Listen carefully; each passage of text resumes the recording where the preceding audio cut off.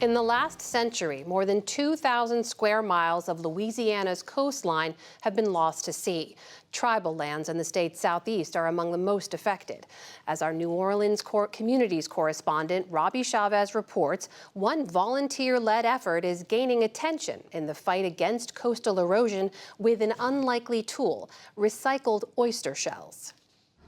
A boat ride through the marshes of southeastern Louisiana is a painful reminder of the state's quickly disappearing coastline. It's a swath of land that includes important cultural sites. Trees anchor tribal mounds, some older than Stonehenge. By some estimates, the state is losing at least 2 mounds per year. Teresa Dardar is a member of the Pointe-au-Chien Indian tribe. For years, she felt helpless watching parts of the tribe's sacred land fall into the water. To help protect the land from rapid erosion, the tribe partnered with the nonprofit Coalition to Restore Coastal Louisiana and use recycled oyster shells from local restaurants to build artificial reefs. They're helping us to try to save what we want to save. It makes you feel so good to see that people do care, that they're not just here to see what's happening, they're here because they care. The coalition used nearly 400 tons of shells to create oyster reefs that now cover 800 feet of coastline near the tribal mounds. So far, their project is working. The coalition's reefs have withstood Hurricane Ida in 2021 and slowed shoreline erosion by as much as 50%. We take a product that used to get sent to the landfill, but is very useful in slowing coastal land loss, and we put it back into the water where it belongs. James Karst works with the coalition. He says the artificial reefs are designed to mimic nature, providing coastal protection for years to come.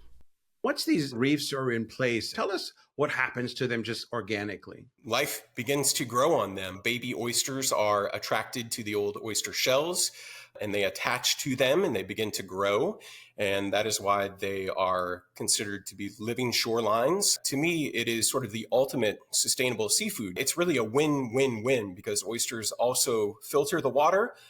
They can help to minimize storm surge during hurricanes and tropical storms, and they slow the rate of erosion by a significant amount. In one of the largest shell recycling programs in the nation, the coalition has so far built 5 oyster reefs protecting 8,000 feet of disappearing shoreline.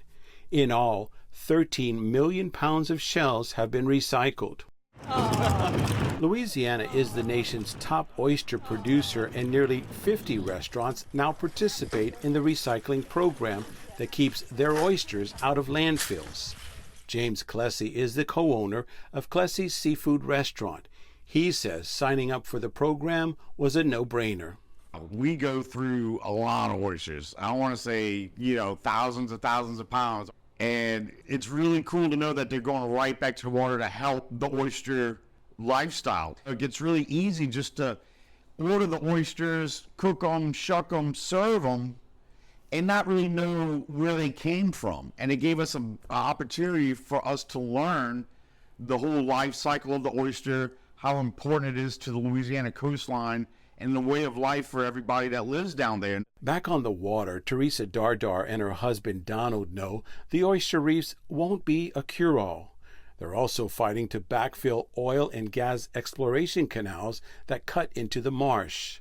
But for now, it no longer feels like they are alone in the fight. For the PBS NewsHour in New Orleans, I'm Robbie Chavez.